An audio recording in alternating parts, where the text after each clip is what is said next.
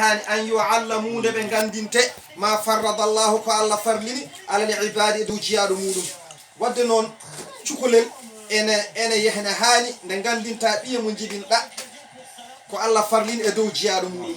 holko Allah farlini e dow jiyaadu mudum min qawlin imwarade kongol gandinamo kongol holno kongol lelorto gandinamo holko foti yaltinde hunu makko to bangi hala gandinamo ko fotani yaltinde dum ko hakkun makko yimbe kadi gandinamo ko harmi o fotani yaltinde dum ko bangi Allah gandinamo ko dagi ko foti yaltinde e to bangi kadi diine afami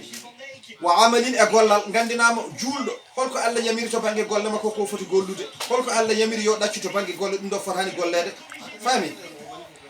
qabla bulughihim dum do non ko adi kellu fu yambe gila to mbimami to Allah yamiru to nelaɗo sallallahu alaihi wasallam to poti julde do duubi jeedi ha duubi sappo ko don jangintabe gila kongol ha e gollal holko hen ko poti wadde e non ko potani wadde holko poti halde e demde mabbe holko potani yaltinde e kunude mabbe ko don gandintabe wadde fa kazalika ko ni tembe yambaghi ina hani an yu'allamuna be gandinta ma faradallahu ko Allah farlini ala al-ibadi do jiya mudum min qawlin imrade kongol wa amalin e gollal qabla bulughihim ko adi kellu fu mabbe on sahali yati ha ara alayhim do mabbe al bulugh kellu fu hade kellu fu arde tobe be hima be kibindima be darima be pochima be pewi e diini l'islam ko kolludabe o wagatta makka min kibindini laka wa zalika wanandema wagatta makka min taw hibinima dum hibinima zalika ko hala do ko min ulubi himbe morade e berde mabbe taw dum do hibinima e berde mabbe haade mabbe helli feede sa jangini bidule ko be sukabe ndebe kellifte haabe biya hankadi be do kellifama tawat ko jangindabe ko hibinima e berde mabbe woni wagatta makka on saha taw hibinima zalika ko kalden ko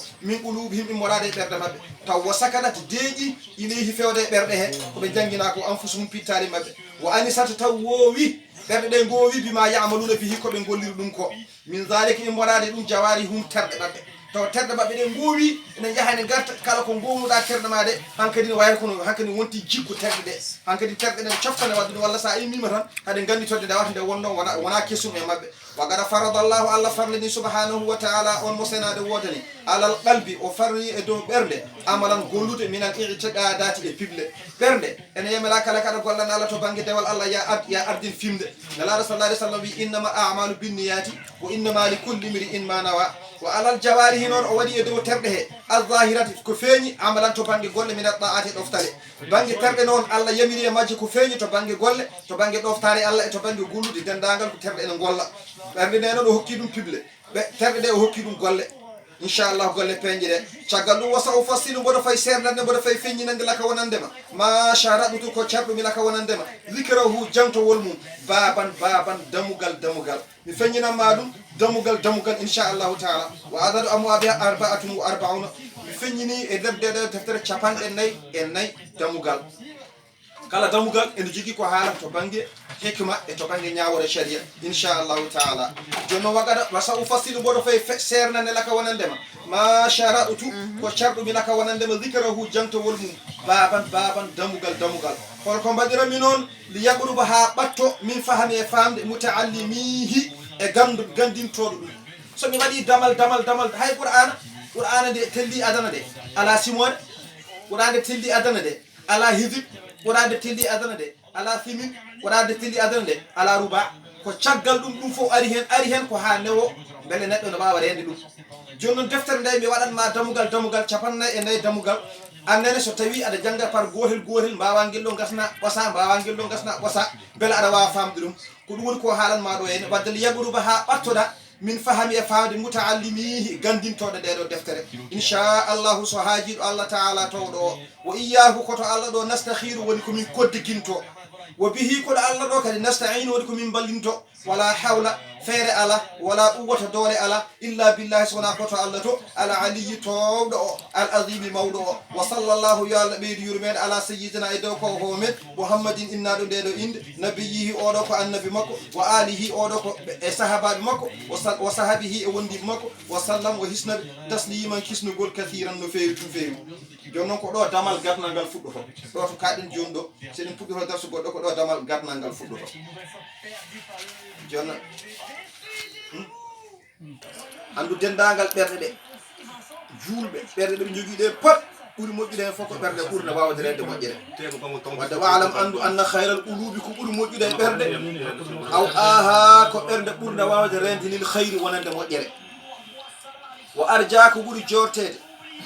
al qulubu ɓerde ɗe ganduɗa lil khayri wonande moƴƴere ma ko nden ɓerde ma lam yasbik ma ko nden ɓerde lam yasbiki nde adaki ilayhi fewde e muɗum acharru worodde ndeɗo ɓerde kadi ɓuri dendagal ɓerde jortinede moƴƴere wadde saɗa beelama ne mbawi wadde ɗo tagdir e kaɗo haala o arja ko ɓuri jortinede lil khayri wonande moƴƴere al qulubu wonande ɓerde ma ko nden ɓerde nde ganduɗa lam yasbik ilayhi nde idditaki e muɗum acharru worodde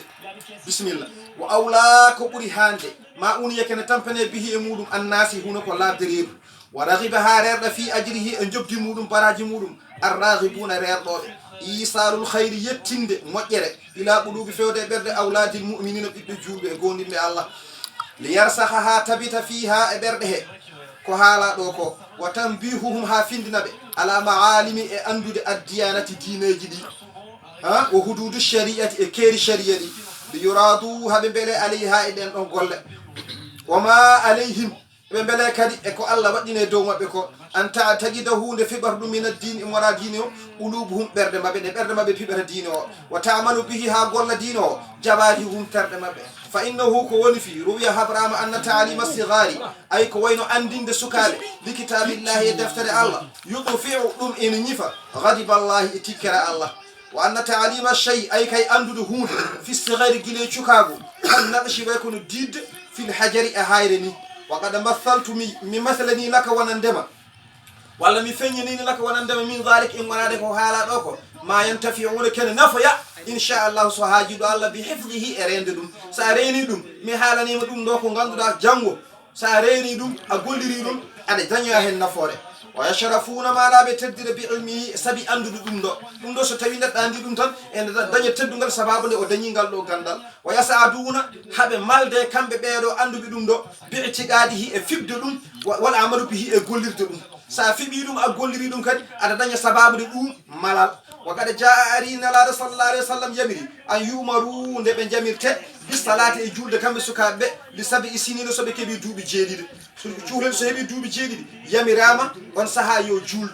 so tawi ko an jibinimo yamirmo yo wattu julde on saaha noon piggal ala ko yamiror tan puntodira makko koni watte baboyam nenoyam kawoyam e puntamo ha wawa julde on saaha noon wayadorabu yoɓe piye kamɓe sukaɓeɓe alayha e dow julde he li ashirin so ko ɓi duuɓi sappo ɓiɗɗo ma walla ɓi goɗɗo fof mbaɗo wonde ɓi juulɗo so heeɓi duuɓi sappo caɗi yamiri so tawi o juulani yo fiire sababu nde o juulani o yamire yo juul taw piggal ngal o hayra mo barri hin taw wona barminowal taw wona gañowal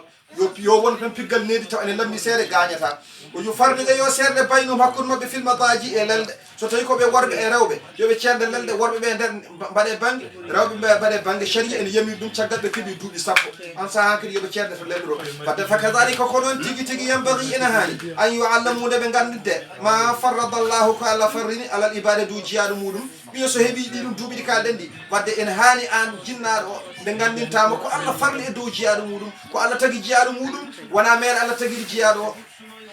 anani de wama halaqatul jinna wal insa illa liya'budun gandinamo ɗum caggal ɗum gandinamo ɗo juldete gandinamo lawol allah on saaha min qawlin ko gandintama ko andimo banggue konngol holno yaltirta ko moƴƴi e konngol ko boni e konngol ko dague e konngol e ko harmi e konngol caggal ɗum wal amalin e golle gandinama ko neɗɗo foti gollude e ko neɗɗo fotani gollude caggal ɗum kadi ɗum ɗo foof andiɓe de qabla bulughihim ko ajiɗo ɓe kendifte guila koɓe suhaɓe ɓe jaara duuɓi sappo duuɓi jeeɗiɗi fayi duuɓi sappo ko ɗon gandintaɓe on saaha noon li yatiya ha ara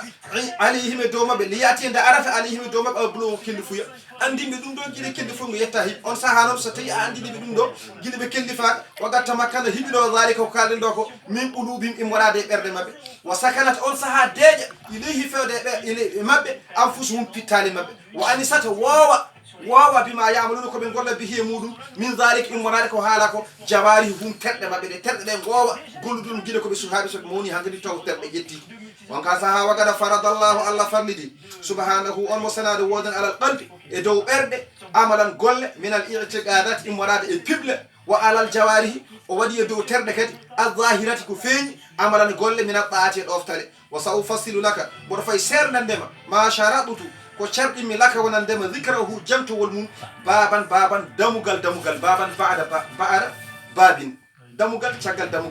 caggal ɗum liyagoruba ha ɓatto min fahami immorade famde mutaallimihi gandintoɗo ɗum so mi waɗi damal tan gandinto ɗum o ma ɓalɗo ma o ɓuur wawde famde ko jiɗmi haalde ko inchallahu taala so haajiɗo Allah towɗo o wa iyaka koɗo maɗa o nastahiru woni komin kodditinto an Allah subhanahu wa taala wa bihi koɗo Allah subhanahu wa taala ɗo nasta'inu woni komin ballinto wala hawla feere ala wala quwwata doole ngala illa billahi so wona ɗo Allah ala aliyyi towɗo al azimi mawɗo wa sallallahu yo Allah yurmo ala sayyidina e dow koko men muhammadin innade nde ɗo inde nabiyihi oɗo ko annabi makko caggal nde Allah waɗe makko ko mbiɗen ko wa alihi hay koreji makko galle makko ne kayne bandiraɓe makko fof yo Allah nannuɓe yurmede nde wa sahabihi caggal bandiraɓe makko naaki yo Allah nannu hen kala mennoɗo hundude makko kala mennoɗo wiide nelaɗo wondirde ne wonde nelaɗo sahabaɓe makko fof yo Allah nannuɓe yurmede hen wa sallam yo hisnuɓe kamɓe fof tasliman kisnugol kasiran no fewi sadakallahu ma'al azim wa balla rasulul karim